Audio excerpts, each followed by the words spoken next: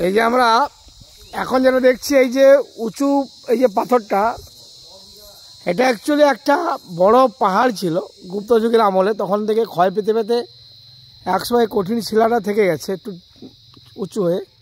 এটা সীতাবিঞ্জিতে আছে এটা।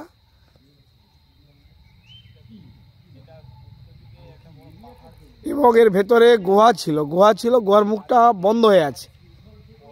এই যে বিভিন্ন জায়গায় এই যে উঁচু হয়ে আছে এইসব জায়গা, এগুলো হচ্ছে গুহার মুখ ছিল আগে। সব গুহাগুলো কিন্তু বন্ধ।